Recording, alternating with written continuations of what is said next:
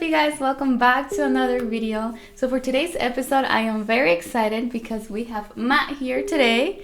Matt, Hi. how are you? I'm good, thanks. Are you Thanks for excited to having talk me. about data privacy? Yeah. Yeah.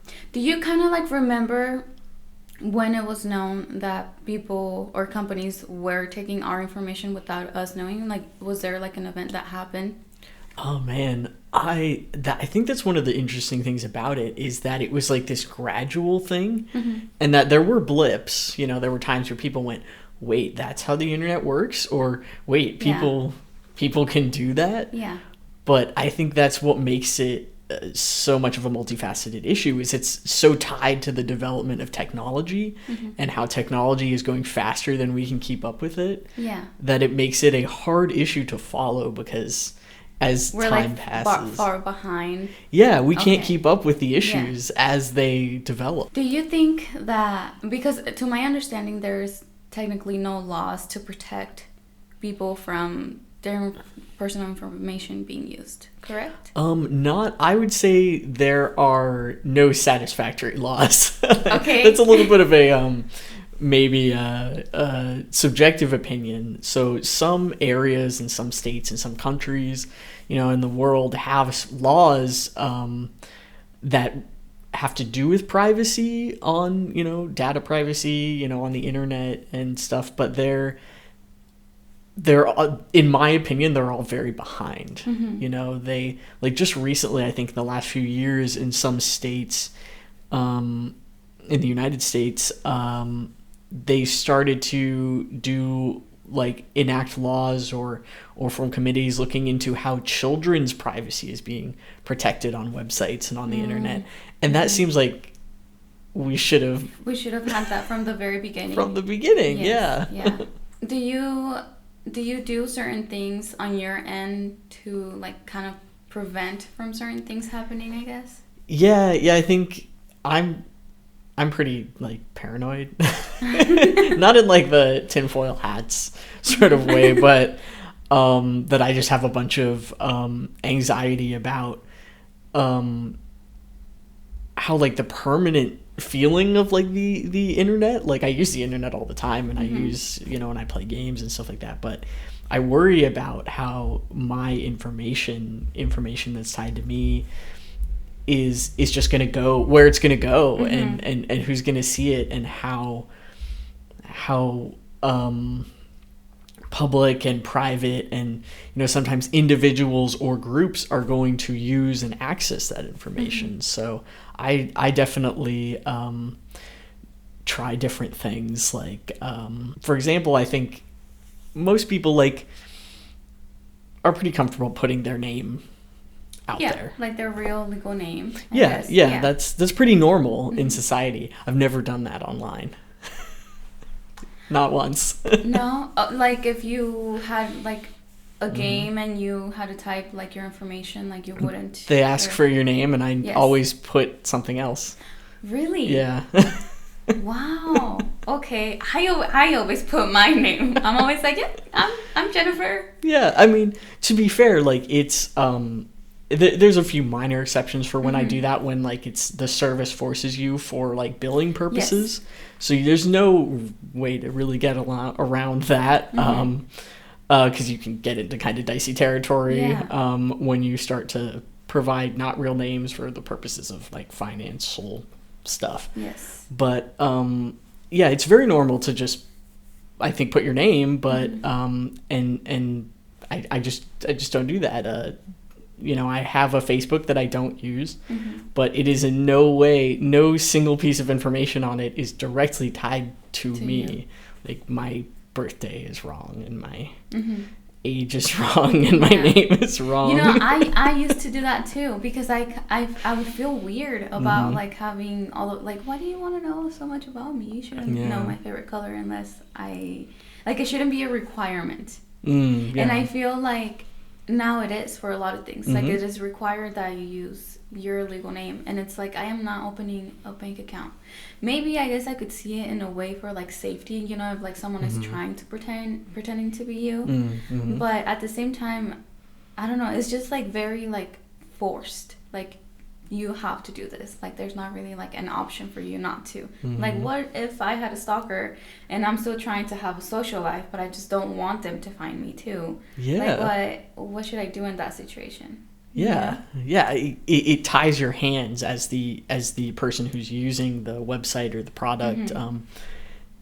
And it takes that control away, you know. Mm-hmm. And we are seeing companies react to some of the backlash and nervousness that you know we're talking about, and they say, well, we'll provide these privacy settings and we'll hide this information so you can say that other users can't see it. So there are some reactions and some stuff to that, but you know, for me anyway, it's not satisfying at all, because I don't trust the company any more than I trust some person who I wouldn't want to be able to find things like my address or my phone number, you know? Yeah, that's very true. And like how we were talking about previously, like saving like your credit card information and just like things that I don't know, because I feel like once it's out there, you can't take it back. Yeah. Even though if you don't save a card to file or whatever, it's still like they'll remind you, like, do you want this card to be in file? I'm like, no, I already told you not. So why are you remembering still? What are you supposed to do in that? It's just like always clean up like your tab and like search your browse history just to kind of like keep everything clean. Yeah, there's settings that the unfortunate thing is that they're not super accessible, but there are some settings that you can use to try and minimize how much they can collect automatically. And they sometimes will sneak in little tiny text at the bottom of a page somewhere when you first get an initiated service that'll say, by the way, you can opt out of this. But it's so easy to miss. And then once they have it, like you said, it's so hard to get it back. But even if you are in that situation, like you said, it's already happened, or you're just realizing that maybe this is a concern for you, a lot of browsers have options where you can say refuse tracking requests. You know, you can minimize cookies, you can say don't save this information, don't save my passwords, don't save my cards, but you really have to kind of train yourself to do that and to go through this effort, all this effort on your part, rather than just having it be two equally presented options. Is, will you give us this data or will you not give us this data? I always think of it as, you know, where is the benefit in them for providing the service? Like, what do they get out of it? And, you know, in free social media apps and games and other things like that, it is us. Like, our data is what they get. That's how they make money. So I am always just a little skeptical of when they say, oh yeah, and we'll host everything on our servers and we'll have access to all of this information, but we totally won't like use it for anything you wouldn't be comfortable with. I'm just like, of course you would. Like, I have no say in what you do with it. You know, and so I really think regulation of industries that deal with, you know, people's data is called for. You know, we have regulation in other industries like the financial industry, which I've worked in, saying that has a lot of restrictions about what you can collect and how long you can retain it and what can be done with it. It just seems like me, it's a no-brainer that standard should apply to anytime you have people's information. That's very true. I guess the whole like Snapchat example would be like, if messages are to disappear and like you could never go back to see them, I feel like that would be like a good concept to have for everything, like across the board. You know, like why all the time? Why do you want to know where I'm at all the time? Why do you want to know what I bought? Like, why do you want to know what I searched? That's pretty creepy, like when you think about it. And one of the things that I was mentioning to you was programs or services like, I don't know, for example, I think Facebook is just like a really easy to like, you know, name and like kind of everyone's like pick familiar on a little bit. with Facebook. But they deny you using their services just because you don't want to give them the consent of using all of your information, so they can sell it, or not even sell it, but just share it with others so they can make money out of that. Like, I don't know, that's not the fact that they don't give you an option. That's what's very annoying to me, because they pride themselves in wanting to help others to be in community, but it's only like with their terms. Like, I don't understand how it doesn't seem genuine to me. Yeah. You're totally right. They put themselves out there. It's their own narrative that we're not a creepy company that's trying to make money off of all your data. We just want you all to connect with each other. Yeah. When really they're a creepy company that wants to make money with your data, you know, and they argue that's it's not our fault if you want to talk to your friends across the world. Like I didn't have a Facebook account until one of my family members was deployed overseas in the military, and it was the most consistent way to be able to talk to them. So yeah, I think you're tapping into an interesting part of the conversation, which is this an essential service? Like, is this something that we kind of have grown to maybe need in some ways in our society? And if it is essential, then therefore certain minimum protections should exist. And like what you said, where I should be able to opt out of all this other stuff.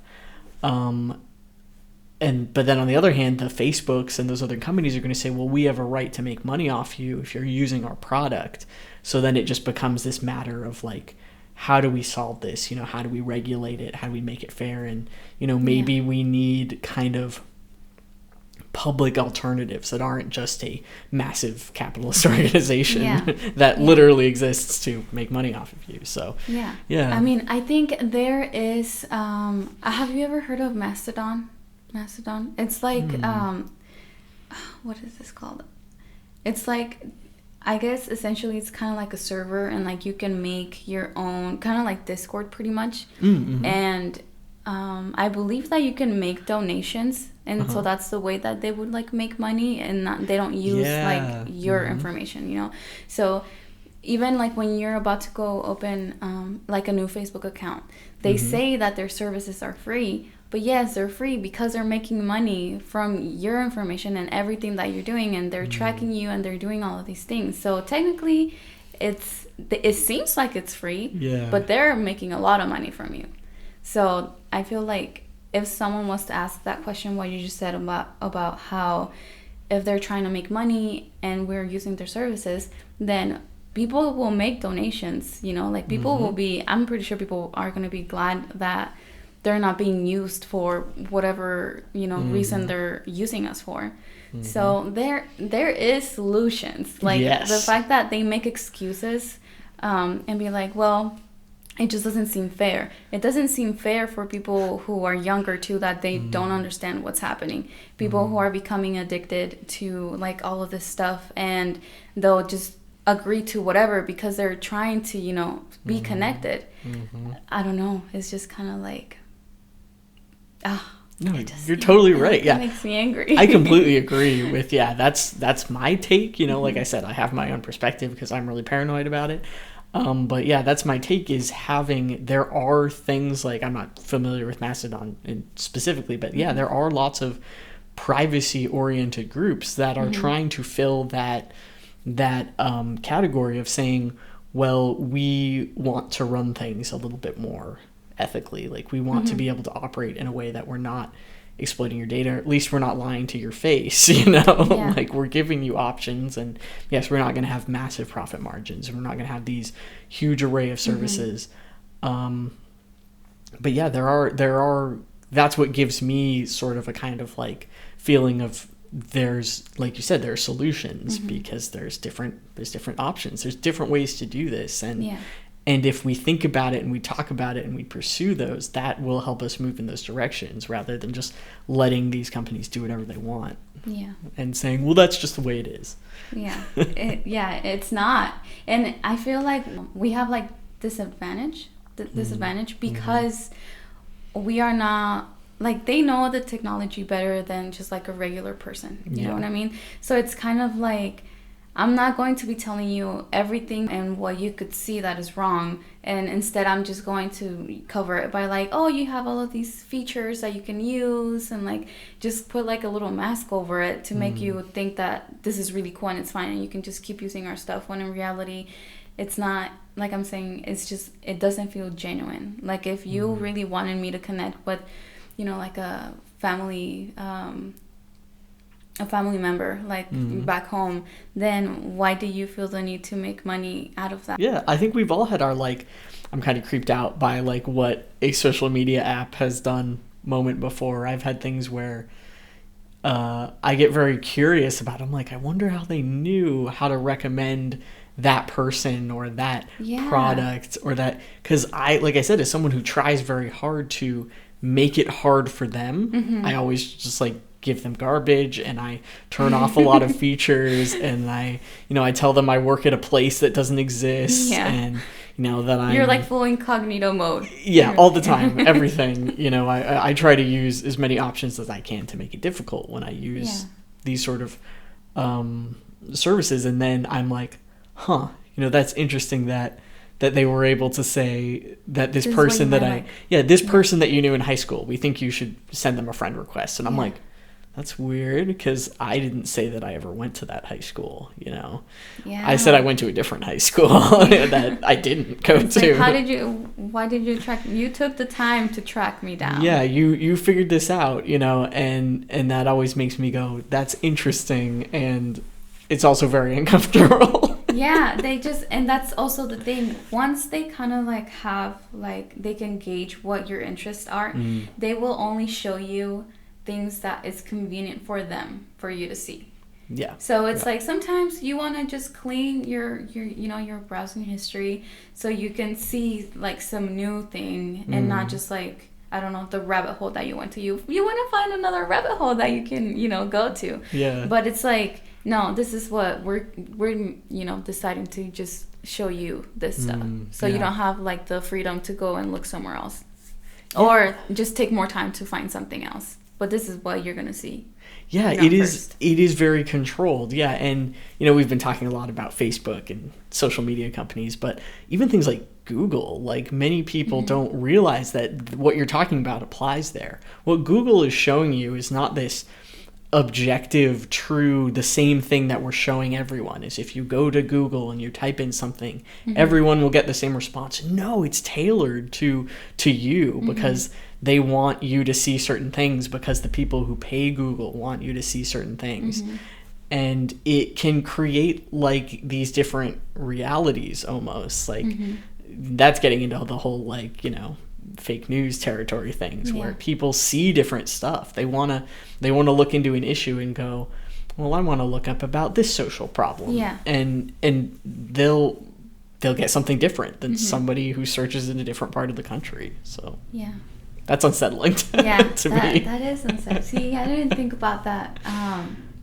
But that makes sense. And that would make sense why people would just become so polarized on some subjects, because it's like, no, this is what I read and this is what's happening. It's like, but I got these results, so I think you're wrong. Like, I've gotten in plenty of, conversations, maybe borderline arguments with family members, and they say, well, what's your proof? And, if I Google something, I'm more likely to get results that kind of fit what Google thinks I want, where they're more likely to get results of what Google thinks they want. Yeah. And that, we tell ourselves, we're in this age of information, but there's so much, there's this filter on everything that makes it so much harder to get to what maybe the assimilation of the information is, rather than like, oh, well, this is my top Google search, and it fits what I already think, so I no more research needed. Yeah, the convenience of it too is what's like also like unsettling, because they know how to control us and like just have an influence to where, like, let's say for example, if I was using Google and I typed, I don't know, an article that I want to read, it'll give me like some like 2 ads, and then the third link will be like the article that I want to click on. Whereas if I was to use DuckDuckGo, I have to purposely look for that article, because it gives me like all of the results. It's not just like filtered to what it thinks I want. Yep. And so it is more convenient to sometimes use Google because it's like, you know what I want, but it's like, it's toxic. Yeah. It's like a toxic relationship. Yeah. It's like, you're not letting me, be who I want to be, or like who I'm becoming, because I'm trying to find that out, so I don't need your assistance and like push things on me. Like, that is also kind of annoying because it is very convenient. Yeah, you're totally right. I totally agree that we don't realize that there is a narrow scope that we're looking through, and we're trying to grow and we're trying to learn, and we're having limited options presented to us. So you can't grow and you can't expand and you can't kind of like check yourself and your own biases if it is a business model to just keep making you feel good. Yeah, and like, you're right. Yeah, you're right. This is what it is. Yeah, like you said, a bad friend or a toxic relationship who's not helping you grow as a person. They're just feeding you what they think you want to hear. Yeah. Oh, man. I haven't thought about that analogy. Yeah, I just came up with that. Yeah, no, that's brilliant. But so some things that we could do on our end to make it better, because I also think, and I also believe that we shouldn't just like live in this like moment of fear, or always like you're saying, oh, I'm a little bit on the paranoid side. Yeah. Like, I feel like being aware is like the best, maybe in this instance, because there is always going to be, some type of information about you out there. Like, once it's out there, it will always be out there. So I feel like we do kind of have to come into terms with the fact that there's things that are definitely out of our control, and just being aware would make it healthier on ourselves. Be like, I am okay with having this online. So maybe one of the things would be like having like your own VPN. Yeah. So that technically blocks people from tracking you. Is that? Yeah, it's kind of like a smoke screen, like it's a or a filter that everything is going through. So basically, by using a virtual private network, which I do because, like I said, I'm paranoid. I have it too. Tegan has stuff here in the house. She's like, you need to get this app on your phone, and I'm like, okay, yeah. Like, I have the lockdown app on my phone, and sometimes Instagram will not let me do or use certain features if that's turned on. Yep. So I have to allow it to track me for a minute, so I can use the music in one of the stories, and then I'll turn it on again. Yeah. What is that? That looks so example. petty too. I'm like, really, Instagram? You're not gonna let me like search up a song? You want to track me as I'm trying to find the song for my story? Okay, I'll give you 1 minute of my life. You can know what song I looked for. You're right. It's so petty. It feels so petty.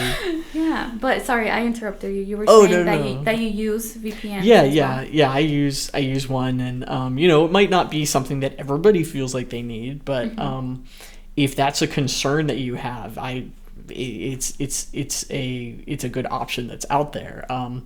Because basically and you pay them to do this, so they rather than being invested in just selling your data, they're invested in taking your money and protecting your data, because that's literally what you are paying them to do. Yeah. So you use this VPN, and they're kind of like I said, all your information gets filtered through them. So instead of like an IP, your personal IP address of your device, or your location data, it is then actually being their server. So it's their IP address, their location data, which means if someone tries to do that and determine, well, what is that? I'm just going to take the information from that device, which is a very common thing that happens when you do the yes, I agree things. They immediately go yoink. Is they're going to get that from the VPN instead of you. And a handy thing that I love about if you have like streaming sites or whatever, things like that, a lot of VPNs give you different options about their different servers you can change that location data. Okay. So you can go and be like, I want to watch the show. And they're like, it's blocked in your country. And it's like, well, it's not blocked in Norway. And then I can watch the show. Yes.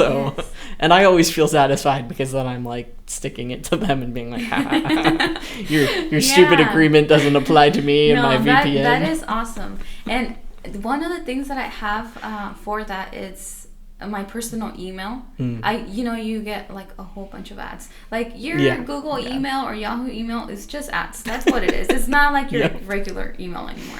But I have a Proton Mail, which is essentially, encrypted and everything's happening. So like I feel safe in that realm. Just being like, this is what I use. I do have Google.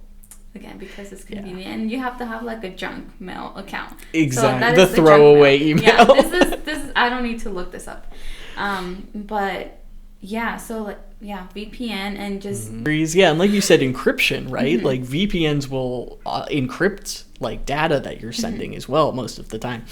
So that's another way that if somebody is able to go in and try to take data, then it's it's encrypted, and it needs to be deciphered, and that's just another barrier that's protecting you from data loss or having data be compromised, which is something that happens all the time with companies. Like I myself and multiple people have that I know have had things where it's like, oh yeah, this company got hacked and my customer data got stolen, and I got a letter from them saying, sorry, we lost your data, and one of my friends, their social security number they were notified might have been compromised, and the company recommended that we recommend that you get some services to protect you from identity theft, and they're just like, wow, thanks a lot. You lost my social security card, and now you're I guess deal with it. Wouldn't there be I don't know, a legal thing that they could have done for your friend? There were some class action lawsuits, and there generally is, and things like that, but that's the lowest. I feel like that's the smallest slap on the wrist you can get is oh well, yeah, a bunch of the people that were affected sued us and we had to give them each $500. That's barely anything. The companies usually don't change their behavior over things like that. They don't really eat any consequences. It's not like they learned the lesson. No, and we hear about that all the time, Target losing people's credit card data, and there was this data breach and this data breach, and oh sorry, we might have lost all your credit card info. And a common part of applying for a credit card is providing your social security number. So that is sometimes one of the things that can potentially get out there if these companies have this data. So they just kind of wash their hands and be like, well, sorry. Yeah, oops. We had a problem with our security system that we knew about and didn't fix. That's what happens sometimes too, is they're sometimes they do get fined, and there are censures because groups, regulatory groups will go, yeah, I thought you were told about that. Why didn't you fix it? And they're just like, oh, well, we didn't want to spend the money to fix a security vulnerability that would have protected our customers because we don't care. Sometimes you don't know what to do. It's okay, so what do I do now? We've already, have all of my information, and it's just I feel you feel unprotected pretty much. And kind of hopeless. Okay. I think that is how a lot of consumers feel, and it's our society tries to kind of normalize that because these corporations benefit from not having to be responsible for it. They don't want to have to invest in this if they don't have to. It's not to say that none of them don't put in some effort, but there's not really an incentive for them to care because our society doesn't hold that expectation to them that they should, that you must do this. There isn't no regulation. Like I said, there's some things. It's just we tend to be very behind technologically when it comes to what the risks are, and even with moral questions, like I talked about, with collecting data on minors, and stuff like that. That is kind of a moral question, more than it is a legal one, though it definitely gets into that territory. It's oh, maybe are we a society that wants that to be acceptable? And that's also part of the thing that I think people miss, is they're so focused on the consumer, corporation, business side of it that it's just as a society, we can say that this is not okay. And sure, maybe it's not regulated now, but if we say that it should be, then let's make it happen. Yeah, I would, if I was to be a parent, I would definitely not want someone, tracking my kid, or even, because you hear that, back then, maybe supposedly not happening anymore, but back then, they can hear your conversations, they could see you, they could do all of that, and it's like, I don't know any kid that does not own like an iPad or doesn't use a cell phone, or just like, I guess they have like parental controls and stuff like that, but it's kind of still, I feel like there's not enough awareness, or people are just not really like paying attention to those things. Yeah.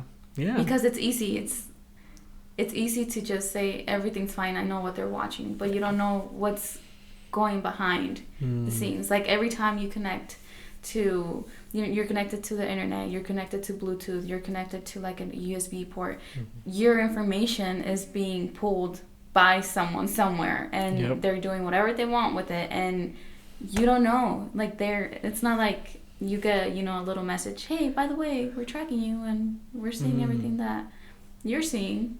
Gosh, yeah. That's a scary thought.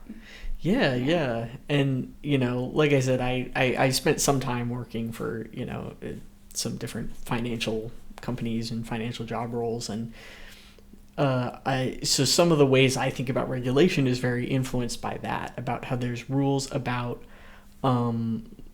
basically disclosing what you're doing. You have to say, hey, this is what we're doing. And you have to say, this is what we're going to do with it. And we can only keep it for this long, retention.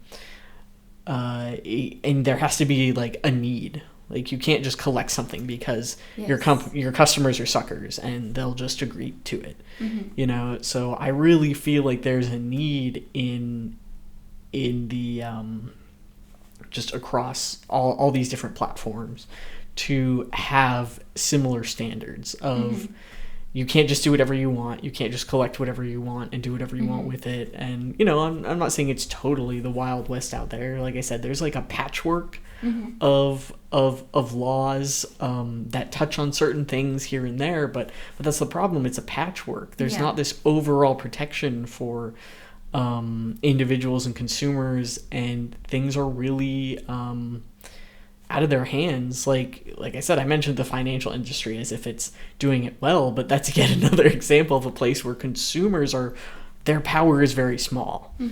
But we haven't even done that when it comes to data privacy yet. So there's so much. It sounds like there's just so much that needs to happen, and I feel like when I think of the future, like you were saying, we can't get caught up with them because it's everything's just happening so fast. So I ask myself, is there gonna come a point to where things are gonna happen, or like is there something that needs to happen really bad in order for people to be like, we need to come together and like actually demand or make something happen and not just keep talking about it? Because I feel like it's been talked about for years, and there has been some situations to where people who run the company have been questioned, and it's just kind of like they will look bad in the trial or whatever, but at the end of the day, like nothing really happens that much, or like I'm just gonna walk away from this. I'm a rich person, I don't really have to worry about this. I don't have to deal with it anymore. So it's just not that you just don't know when there's gonna come a point of you not having to worry all the time. Yeah. When is society going to ask themselves, when is it enough, and when are we going to do something? And I agree. I think at some point, we all need to put ourselves in the driver's seat and say, hey, this matters, and we need to voice that it matters, and we need to put pressure on people who, have the power to regulate and have the power to make laws and be critical of these services. And then when you can't, at least make it as difficult as we can for these companies, And just like also asking questions. I feel like people are just kind of tend to just take the easy road, and just because something is confusing, because there's a lot that goes into like talking about these things, and like you're saying, moral question is not always legal, but it's like I'll just avoid the whole conversation because I'm not really sure what you mean, or like what would be like the right thing. But it's like that's the only way that it can get figured out if you ask the question, like wonder what is really happening. I think a lot of us are kind of caught up in a trance of either like daily life or just not, like you said, never getting to the point where you're asking the questions. And once we do that, maybe we can start to become more aware, and maybe we can start to learn. And tech literacy is definitely hard. Yeah. It's really tough to get there. Like